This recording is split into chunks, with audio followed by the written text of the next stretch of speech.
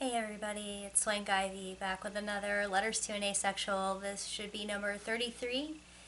And today I'm just going to go real relaxed and kind of unscripted with you. I've got a video comment that I'm going to address, but I'll just catch you up on a few things first. So I'm about a week away from my 38th birthday, so hooray! And I got a cool new phone case from my friend Joe, so I'm very happy about that. And let's see what else is going on. I'm excited that I get to finally officially start telling people that I'm pushing 40. I think we agreed that once I'm 38, I can tell people I'm pushing 40. And that's always fun for an aromantic asexual woman because, at the same time that I'm still being told that one day I'll grow out of it, I'm also already being told that I'm too old to want sex anymore. So it's a lot of fun, a great age to be. So let's see, what else do I have to tell you? Let's see, you guys probably already know this if you watch my videos and follow me anywhere online, but my book came out in paperback.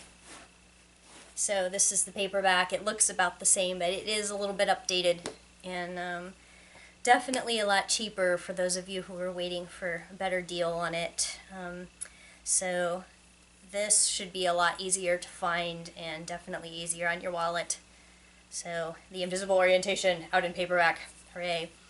What else is going on? Let's see. I got a short story published. This is like my third time of getting a short story published, but I don't know if I ever really update you guys on what's going on with those other things, but this is pretty cool. I sold a short story early last year, and it finally got published toward the end of last year, and it's a story about a trans girl, and it's a fantasy story, so if you guys want info on that, I'll probably just put it in the comments. Let's see, anything else going on? I had my family here for the holidays, and that was really fun, so can't really think of anything else to update you guys on. So I'm just going to go ahead and jump into the video content here. So I got a message from one of my pretty consistent commenters asking me to address an issue. And it has several parts, so I guess I'll just kind of ramble through it and give you guys what I'm thinking. So the person says in the comments of one of my other YouTube videos the following: I have a video request. I was just watching a video on an unrelated topic, but it was a situation where people talk about being in or out of the closet. In that situation, there is an attitude that one has an obligation to be out of the closet, and that to be out of the closet also means one must be completely vocal about it. I know that you are very vocal about asexuality, but do you believe that everyone else must be as well? Do asexuals have an obligation to come out of the closet? Are they betraying other asexuals if they do not? How vocal should asexuals be about their orientation? Also, what does in and out mean? Does out only mean to be out with regards to friends and family, or does it mean everyone? Oh, there's so much to talk about in there, but I think the first thing that I would like to address is maybe a little bit unrelated, but some people actually even dispute whether asexual people should be using the word out of the closet. And I think that most people know what we mean by that, but there are some folks who take exception to anybody who is not talking about being gay or lesbian or bisexual or possibly transgender and using that out of the closet stuff. I think that it's actually pretty applicable to us too, but just so you know, some people think that we shouldn't be using it, but I believe that the word out, just in general, is fine to use when you want to talk about whether you are out to people as an asexual person. Anyway, addressing the actual content, are you obligated? Absolutely not. I would say that completely across the board, nobody is ever obligated to be out about their orientation. I think I'm losing light bulbs up here, so if it gets darker, I'm sorry. So let's see, obligation to be out is something that I would never say, you have to sacrifice your personal comfort or any of your relationships or any of your time to be vocal about your orientation if that's not what you want. It is not going to be sacrificing the good of the rest of the community if you personally don't feel safe or comfortable advocating for asexuality. And also just in your personal relationships, I feel like it should definitely be on an individual basis. If you decide that person should know or that you'd like them to know for any reason, then go ahead and tell them. But there's never a point where you have to tell somebody what your orientation is. It could be that you're asexual and you just never want to tell a soul, and that would be fine. If you're okay with not telling anybody and letting people believe other things about you, that is up to you. I personally find it to be more comfortable to be honest about how I feel, and I've just been privileged in my life to never have this something in my family or in my friend group or in my society pressuring me to aggressively act like I'm heterosexual. So I don't experience some of the same pressures that a lot of other people and groups do. But I'm lucky and I'm privileged in that respect. But I feel like I've been able to be as vocal as I am about this partly because of those privileges, and I think that that's actually kind of rare. So you should always think about your safety, your comfort, just the time that goes into it, because as a lot of us know, if we've ever started that conversation or answered a question about it, sometimes those conversations can get long and they can get emotionally exhausting.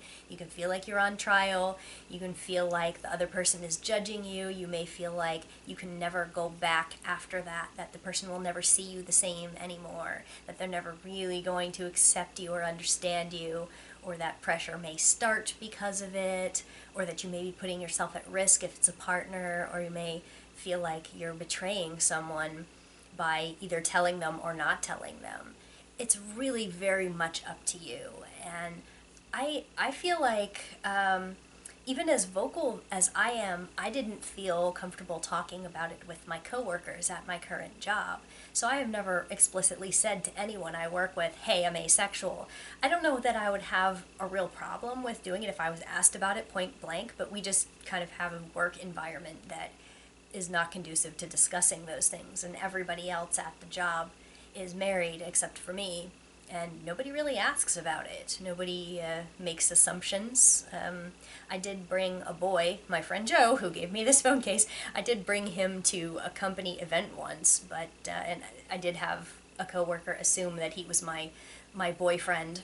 And I actually told that coworker that he was not my boyfriend when he made an assumption about that. But mostly I don't talk about it at work, and I don't feel like I need to evangelize to everyone, as weird as it might sound to some of you who know me on here or in other places on the internet. I do talk about it a lot, and I feel like I'm one of the most well-known activists in the community, so I feel like that's kind of my job, but at the same time, it really isn't as a person. It isn't my job, even me. So mostly everybody who's watching this video is not as vocal as me or not as involved in a community as me, probably. And, that goes for all of you too. I don't believe that there's any reason that you ever have to feel like you're obligated to come out or that you owe your time to activism about asexuality. There's also the idea that you can disclose part of what you experience as far as sexual orientation, or you can disclose all of it, or you can discuss as much as you want to about your past, or nothing at all about your past. You may want to just answer in the general if you really enjoy spreading knowledge about this, but you don't want to talk about yourself. And probably most of you who have had this conversation with people in your life, you know that it almost always veers toward the personal, and that they don't want to know what are the masturbation habits of people in the asexual community. They want to ask you, do you do it? They don't want to ask about sexual history with asexual people. They want to know, have you had sex? Do you do this? They often make it very personal, and you don't have to give into that in order to feel like you're contributing to the knowledge base. And I think that some people just don't like to have in-person relationships with people that involve disclosing their asexuality, but they may be comfortable talking about it online. I talk about it pretty much everywhere, but I can certainly see why it would be more comfortable for some people to only do it online or only do it anonymously. And I believe that it really can help on multiple levels, even if you are not personally able to maybe tell somebody very close to you, or maybe you don't like to be out at your school or at your job like me. So you're still helping the community if you are circulating any kind of literature about it, if you're writing anything about it, even if you're internalizing ideas about asexuality that is going to make things more comfortable for asexual people, you're helping. You don't have to have any kind of conversations that make you uncomfortable or put yourself at risk. And I think there was one more thing in this comment that I wanted to talk about. Yes, what does in and out mean? Does out only mean to be out with regards to friends and family, or does it mean everyone? Yeah, I think, like I said before, just what your personal satisfaction is with and your personal comfort is with talking about these things will determine that to a large extent. But I think that it is very possible to only be out to some people, and they wouldn't necessarily be the people you would think. A lot of us do think, yes, you would tell your inner circle first, but I've talked to a lot of people who say, actually, I prefer talking to strangers about it, but I'm not comfortable talking to the people closest to me about it. And regarding in and out and what that exactly means, that's again going to vary, but I'd like to talk about the problem of disclosing asexuality to a potential intimate partner.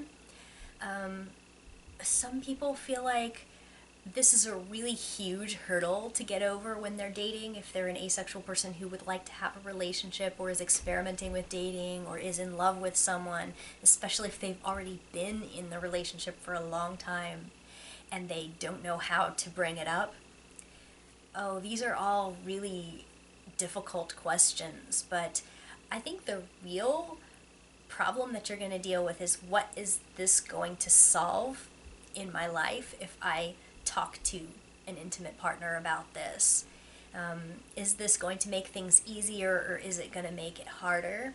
And I mean that all around. Like, sometimes it's easier to pretend you're straight, especially if you're a person who is in a relationship with someone of a different gender than you, and you have been for a long time. Sometimes it's easier to just continue pretending to be straight if that's what you were doing. Or maybe if you're in a same gender relationship and you just assumed that you were gay, but it turns out that you're actually homo-romantic and you prefer not to identify yourself as gay anymore. There's a lot of people out there who still use the word gay, depending. It gets very complicated. But I think when you talk about these relationships that you have with other people and whether what you disclose about your asexuality is going to change your dynamic, is it going to make things better? Are you going to get something out of being honest with that person, or are you worried about what it's going to change in the future?